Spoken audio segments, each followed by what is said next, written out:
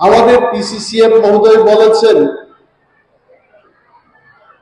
যে বন মহোৎসব শুরু হয় 1950 সালে। I cannot remember the name of the person who started, some Mr. K.M. Motion, উনি বন মহোৎসব শুরু করেছিলেন। একমাত্র লক্ষ্যটা হলো যে গাছকে বাঁচানো। আমি আজকের এই মহতী অনুষ্ঠানের মাধ্যমে একটা কথা বলতে চেষ্টা করব যে মানুষ বন সৃষ্টি করতে পারে না। Man cannot make forest. এখানে আমাদের বন দপ্তরের আধিকারিকরা আছেন, রাজ্য সরকারের যারা আধিকারিকরা রয়েছেন, আপনারা সবাই চিন্তা করুন। আমি চিন্তা করে দেখেছি যে বন তৈরি করার ক্ষমতা মানুষের নেই। বন তৈরি করার ক্ষমতা সেটা প্রকৃতির ক্ষমতা। Nature itself will make the forest. কিন্তু আমাদের সবার যে ক্ষমতা, সেই ক্ষমতা হচ্ছে বনকে রক্ষা করা। এই বনমন্ত্রী হওয়ার পর আমি ত্রিপুরায় দুঃখের সাথে বলছি এটা, যে আমি ভেবেছিলাম যে 42 বা 62% আমাদের যে বনভূমি আছে সেখানে গাছপালা, বিভিন্ন কিছু অ্যানিমেলস, বন্য প্রাণীরা সেখানে থাকবে, বাট পিকচারটা সেই রকম না। কে বা কাহারা করেছেন? ন্যাশনাল হাইওয়ে থেকে আপনারা যখন বেরিয়ে যাবেন, আধা কিলোমিটারের বেশি দূরত্বে যখন চলে যাবেন, সেখানে বন রীতিমতো নেই বললেই চলে। এই যে চ্যালেঞ্জ আমাদের, এই বনকে রক্ষা করা, এটা it cannot happen only for forest department. এই রেসপন্সিবিলিটি আমাদের ত্রিপুরার সর্বস্তরের মানুষকে নিতে হবে এবং এগিয়ে আসতে হবে। আমাদের আধিকারিকরা চেষ্টা করছেন। গত 5 বছরের যদি রেকর্ড আপনারা দেখে থাকেন, রোড সাইড প্ল্যান্টেশন আমরা শুরু করেছি, এবং যেখানে ডিগ্রেডেড ফরেস্ট সেখানে আমরা নতুন করে গাছ লাগানোর জন্য প্রচেষ্টা করছি। অনেকে আমাকে জিজ্ঞেস করেন যে আপনি বন মন্ত্রী হিসাবে আপনি কি করতে চান? এটা খুব কঠিন প্রশ্ন। আমি বললাম, এজ এ ফরেস্ট মিনিস্টার, যে সংখ্যায় গাছ কাটা হচ্ছে এইটার পরিপূরক হিসেবে আগামী 5 তারিখ জুলাই আমরা একদিনে 5 লক্ষ বৃক্ষরোপণ করে পরিবেশকে আবার নতুন করে সাজানোর চেষ্টা করব। কি হাতি জঙ্গলে খাবার পাচ্ছে না? আপনারা কি বানর দেখতে পাচ্ছেন? আমি আজকে আসার পথে দেখেছি, একটা বান্দর দেখি নাই। বানর কোথাও নাই। বানর খেতেই পায় না কোথাও। খাবে কি করে? রাবার চাষ যখন শুরু হলো ত্রিপুরায়, বানর জানতো না এই রাবারের রস খেলে বানর মারা যায়। অনেক বানর মারা গেছে। তো এই যে পরিবেশের বিরুদ্ধে আমরা যাচ্ছি, আমাদের ফরেস্ট দপ্তর একটাই সিদ্ধান্ত নেবে, যারা বন অঞ্চলে বসবাস করছেন তাদেরকে বনের বন্ধু হিসেবে কি করে জীবিকা উপার্জন করানো যায় তার ব্যবস্থা আমাদের গ্রহণ করতে হবে। আগরতলায় আমাদের শিক্ষিত লোকের বসবাস। হাওড়ার নদীর জল শুকিয়ে যাচ্ছে, কারণটা কি? আপনারা এখানে যারা শিক্ষিত অংশের মানুষ, আপনারা জানবেন, এই যে আজকে বৃষ্টি হলো, এই বৃষ্টির জলকে ধরে রাখার মতো ক্ষমতা আমার আছে, আপনার আছে।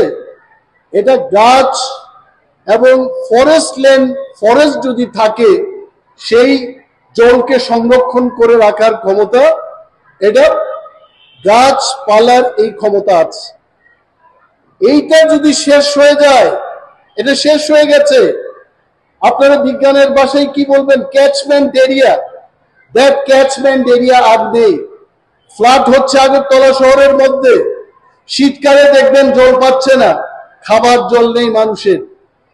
এই জায়গায় দাঁড়িয়ে বন দপ্তর আমরা চেষ্টা করছি, আমরা পরিকল্পনা হাতে নিয়েছি যে রাজ্যের সমস্ত ডিগ্রেডেড ল্যান্ডকে আবার গাছ লাগিয়ে ফরেস্ট প্রোটেকশন ইউনিটের সংখ্যা বাড়িয়ে আমরা এই বনকে আবার তৈরি করব। তবে আগরতলা শহরের মানুষ, সারা ত্রিপুরার মানুষ, আমরা এই পরিবেশের থেকে সুস্থ পরিবেশ আমরা ভোগ করতে পারবো। নতুবা আমার কাছে যে পরিসংখ্যান রয়েছে, আজকে আমাদের মাঝে যারা জাইকা প্রকল্পের জেএফএমসির মেম্বাররা আছেন, যারা জঙ্গলে বসবাস করছেন, ফরেস্ট ডুয়েলার্স, বিশেষ করে তিপ্রা অংশের মানুষের দিকে আমি দৃষ্টি আকর্ষণ করে কথা বলবো। রাবার চাষ আমি তার বিরোধী না। আমি প্রথমেই বলছি, সাংবাদিক বন্ধুদেরও বলছি, রাবার চাষ বিরোধী আমি নই। আপনারা লিখবেন না পরে। বনমন্ত্রী বন মহোৎসবে দাঁড়িয়ে বলেছেন উনি রাবার চাষের বিরোধী।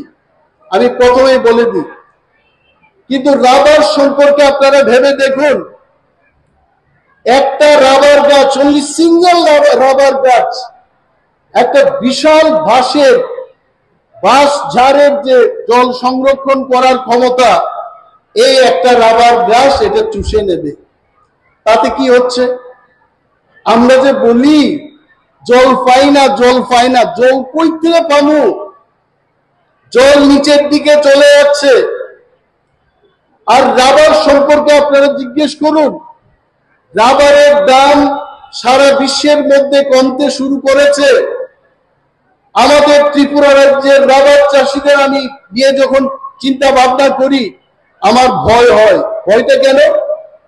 আমাদের পার্শ্ববর্তী রাষ্ট্র চীন দেশে তারা বিশাল, মানে আমাদের দলাই ডিস্ট্রিক্টের মতো একটা রাবার প্ল্যান্টেশনে 5টা লোককে দিয়ে তারা রাবার এই কাটিং করে রসটা সংগ্রহ করছে। সব মেকানাইজড, সমস্ত রাবার গাছের সাথে পাইপ লাগিয়ে অটোমাইজ রাবার এই দুধ কালেকশনের যে ব্যবস্থা, এটা করে নিয়েছে। মানুষের সেখানে কাজ করতে হবে না।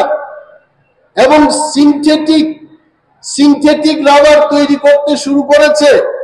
কোনো গাছের দরকার নেই, এই কেমিক্যাল মিক্স করে রাবার, কৃত্রিম উপায় রাবার তৈরি করছে বিজ্ঞানীরা। এবং আমাদের রাবার চাষিরা সারা ফরেস্ট এলাকায় যদি রাবার চাষও করেন, তাদের অর্থনীতি কিন্তু আগামী 20 বছর 30 বছর পরে দেখা যাবে রাবার চাষ করে কিছু হচ্ছে না। আমি তাদেরকে নিয়ে যখন চিন্তা ভাবনা করি আমার ভয় হয়। তো এজ এ ফরেস্ট মিনিস্টার আজকের এই মহতি দিনে আমি বলতে চেষ্টা করব, আমাদের ত্রিপুরায় আপনারা নিশ্চয়ই শুনেছেন, এটা কি বলে, দের ইজ ওয়ান কঙ্কাই বাঁশ আপনারা শুনেছেন। বাঙালিরা যারা আছেন এখানে আপনারা বুঝতেই পারেন, কঙ্কাই বাঁশ, এই বড় বড় বাঁশ, এই বাঁশ দিয়ে আজকে নানা শিল্প কারখানাতে কার্পেট তৈরি হচ্ছে, টাইলস তৈরি হচ্ছে। এইটাকে বিক্রি করে 50,000 যাদের এই কঙ্কাই বাঁশের চাষ থাকবে, ওই পরিবারে প্রতি বছর 5 থেকে 10 লক্ষ উপার্জন করা যেতে পারে। এবং এই বাঁশ চাষের মাধ্যমে আগে ত্রিপুরার ইতিহাস কি ছিল? শচীন সিংহলাল যখন মুখ্যমন্ত্রী ছিলেন, ত্রিপুরা রাজ্য ভারতবর্ষের সাথে যখন অন্তর্ভুক্ত হলো, সেই কালের কথা আপনারা চিন্তা করুন। ত্রিপুরার সমস্ত বনাঞ্চলে বাঁশের সংখ্যা অনেক বেশি ছিল। এই বাঁশগুলোকে কেটে যখন আমরা শাল, সেগুন এগুলো লাগাতে শুরু করি, আমাদের এখানটাই কি হলো? আজকে দেখা গেল বন্য প্রাণীরা কিন্তু তারা খাবার পাচ্ছে না। মানুষ আমাকে বলে, এই যে মুঙ্গিয়া কামিতে, অমরপুরে হাতি এবং মানুষের মধ্যে কনফ্লিক্ট হচ্ছে, মানুষের বাড়িঘর ভাঙছে, এটাকে নিয়ে কি করা যায়? আপনারা জানেন প্রত্যেক দিন মানুষ কত সংখ্যায় গাছ কাটছে। I am sure my forest officers will know that 420 লক্ষ, সারা পৃথিবীতে 420 লক্ষ গাছ কাটা হচ্ছে এভরিডে, এবং তাতে কি হচ্ছে? গ্লোবাল ওয়ার্মিং, সারা বিশ্ব আরো উষ্ণ হচ্ছে। আপনারা দেখবেন বরফ গলে গলে বরফের এই স্তূপগুলো ভেঙে পড়ছে। তাতে কি হবে? একদিন মানুষ আর ভিআইপিদের গার্ড দেওয়ার জন্য টিএসআর এর আর দরকার পড়বে না। একদিন এই সময় আসছে, আমরা যদি বনকে রক্ষা না করি, নতুন করে যদি আমরা গাছ লাগিয়ে তাকে যদি বাঁচাতে না পারি, এমন দিন আসবে জলের আধারগুলোকে গার্ড দেওয়ার জন্য মিলিটারি তৈরি করতে হবে। এই জায়গায় দাঁড়িয়ে বনমন্ত্রী হিসেবে আমি বলছি যে আমাদের প্রাথমিকতা থাকবে যারা বনের বিরুদ্ধে যাবে, বনকে যারা ধ্বংস করবে, তাদের শক্ত হাতে মোকাবেলা করতে হবে। এবং দপ্তর আমরা পিছিয়ে থাকবো না, সে যত মাসলম্যান হোক তার বিরুদ্ধে, এই বনদস্যুদের বিরুদ্ধে আমরা ঝাঁপিয়ে পড়বো এবং সরকার ব্যবস্থা গ্রহণ করবে তাদের বিরুদ্ধে। এবং যারা বাঁকা পথে সেম মাইনিং, বাঁকা পথে যারা জঙ্গল থেকে গাছ কেটে ব্যবসা করছে, তাদের বিরুদ্ধে ব্যবস্থা নেওয়া হবে। সরকারি লাইসেন্স দিয়ে বনকে রক্ষা করে আমাদের ফরেস্ট ল্যান্ড যেন কোনো ধরনের ক্ষতির শিকার না হয়, সেদিকে লক্ষ্য রেখে যারা বনজ সম্পদের উপর ব্যবসা করবেন, most welcome. Be friendly, be a friend of forest department and forest land. এই বনকে যদি আমরা রক্ষা করতে না পারি, আমাদের ভবিষ্যৎ কোথায় যাবে? এইসব কথা আমি যখন বললাম, এক জুনিয়া পরিবার, আমাকে শিক্ষিত জুনিয়া পরিবার, সেন্ট পল স্কুলে পড়াশোনা করেছে, অথচ ভদ্রলোক উনি জুম কাল্টিভেশন করছেন। ভারতবর্ষ স্বাধীনতা লাভ করেছে ৭৭ বছর, এই ৭৭ বছরেও জুনিয়া পুনর্বাসন আর শেষ হয় নাই। বন দপ্তর আমরা এমন একটা স্টেপ নিতে চাই, আপনারা এগিয়ে আসবেন। এই জুনিয়া নামক শব্দটা আর আমি শুনতে চাই না, এটাকে আমি শেষ করে দিতে চাই। এই জুনিয়াদের জন্য ৭০ বছর দিয়ে আমরা কিছু করতে পারি নাই। দপ্তরের আধিকারিক, সুনাগরিক বৃন্দ, এই দেশের, এই রাজ্যের, আমরা একসাথে কাজ করব। এবং আপনারা একটা আমাদের থাপড়চুক আমরা বলি, বাংলায় আপনারা বলেন কাঠ আলু, কাঠের আলু আপনারা দেখেছেন, এই বড় বড় আলু। এবং আমরা যারা খুব বড়কে কথা বলি, আমরা বলি থাপড়চুক। এবং ইংরেজিতে এটার নাম হচ্ছে কি? Tapioca. Is it tapioca? Yes, tapioca. এই টেপিউকা আপনারা জানেন যে ত্রিপুরায় টেপিউকা চাষ যদি আমরা করতে পারি, এইটার যে এত ডিমান্ড সারা বিশ্বের মধ্যে। আমরা অনেক সময় বলি এই সাবুদানা কোথা থেকে তৈরি হয়? এই সাবুদানা তৈরি হচ্ছে এই টেপিউকা, এই থাপড়চুক দিয়ে, কাঠ আলু দিয়ে।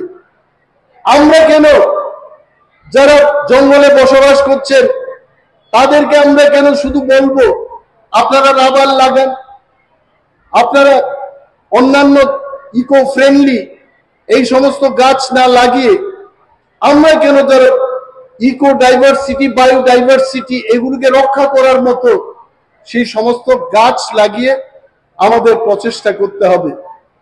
এবং আজকের এই মহতী অনুষ্ঠানে বন দপ্তর আপনাদের খোলা মনে আমরা বলছি, যারা আপনারা গাছ লাগাতে চান, জুলাই মাসে আমরা বলেছি প্রাইভেট ল্যান্ডে, আপনার নিজস্ব ল্যান্ডে যারা আপনারা গাছ লাগাতে চান, আপনারা আসুন, ফ্রি অফ কস্ট, বিনামূল্যে আমরা লক্ষ লক্ষ গাছ ত্রিপুরার জনগণের কাছে আমরা তুলে দেব।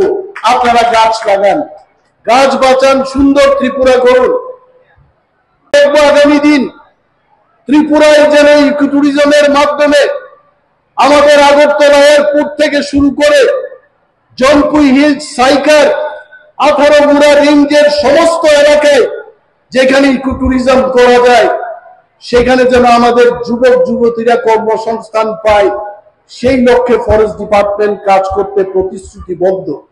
আমরা কাজ করব ত্রিপুরা রাজ্যের স্বার্থে, জনগণের স্বার্থে, যুবক যুবতীদের স্বার্থে। যতগুলো ব্যাকলগ রয়েছে ত্রিপুরায়, ফরেস্ট দপ্তরে ফরেস্ট গার্ড, ফরেস্টার এবং ইত্যাদি পোস্টে যত ব্যাকলগ ভ্যাকেন্সি পোস্ট রয়েছে, সেই পোস্টগুলোকে আমরা ফিল আপ করে ফরেস্ট ডিপার্টমেন্টকে আরো জোরদার করে বনকে যেন আমরা রক্ষা করতে পারি, সেই দিকে এগিয়ে যাওয়ার জন্য সংকল্পবদ্ধ ফরেস্ট ডিপার্টমেন্ট। এবং আমাদের ফরেস্ট গার্ড থেকে শুরু করে পিসিসিএফ এর হক পর্যন্ত মন্ত্রী মহোদয় সহ আমরা এক চিত্তে, একই সুরে, একই স্বপ্নে বিভোর হয়ে আমরা কাজ করব ত্রিপুরার বনকে যেন আমরা নতুন ভাবে সাজাতে পারি। আজকের এই মহতী অনুষ্ঠানে আপনারা যারা এসছেন, বিশেষ করে আমাদের রাজ্য সরকারের উচ্চ পদস্থ কর্মচারীগণ, আমাদের মাননীয় বিধায়ক এবং বিধায়িকাগণ যারা এসছেন, আমি আপনাদের from core of my heart আমি আপনাদের ধন্যবাদ জানাই, আপনাদের সহযোগিতা কামনা করি। ধলাই জেলায় আমি কেন এই বন মহোৎসবটা আনলাম? ধলাই জেলা ফরেস্ট এরিয়ার দিক থেকে সর্ববৃহৎ ফরেস্ট ল্যান্ড এই ধলাই জেলার মধ্যে আছে। আমাদের external aided project, world bank fund করা প্রজেক্ট, আমাদের জায়গা প্রজেক্ট, ইন্দো জার্মান প্রকল্পের প্রজেক্ট, এই সমস্ত প্রজেক্টে কোটি কোটি টাকা ব্যয় করে আমরা এই রাজ্যের বনাঞ্চলে যারা বসবাস করছেন, রাজ্যের সর্বস্তরের মানুষের কাছে যেন বনকে, পরিবেশকে সুন্দর করে তোলা যায়, তার জন্য যে আমরা কাজ করব, এই কাজ সবচাইতে বেশি করে হবে ধলাই জেলায়। আজকের এই অনুষ্ঠানের মাধ্যমে সমস্ত ধলাই জেলার মানুষের কাছে বিনম্রভাবে আমরা অনুরোধ জানাবো, এই বনকে রক্ষা করতে গিয়ে আমাদের যা যা করণীয়, দপ্তর, সরকার এবং ব্যক্তিগত ভাবে আমাদের যা যা কর্তব্য, সেই পালনে যেন আপনারা এগিয়ে আসেন। তার জন্য এই বন মহোৎসব আমরা এখানে এনেছি।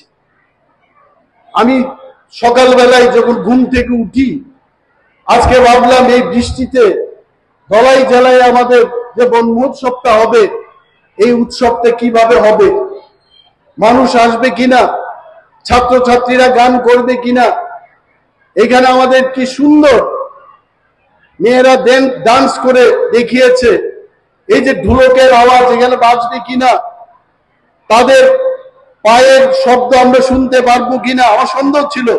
কিন্তু I must tell all the officers, forest officers, SDM Ambassa, DM office, SDPO, all of you all, আপনারা যেইভাবে এই প্রোগ্রামটাকে সার্থক করে তুলেছেন, আমাদের এখানে হেলথ ডেস্ক, স্বাস্থ্য ডিপার্টমেন্টের থেকে, ফায়ার সার্ভিস দপ্তরে আমাদের বন্ধুরা, আমাদের সেলফ হেল্প গ্রুপের বন্ধুরা, আপনারা যেভাবে এগিয়ে এসছেন, I really thank you so much.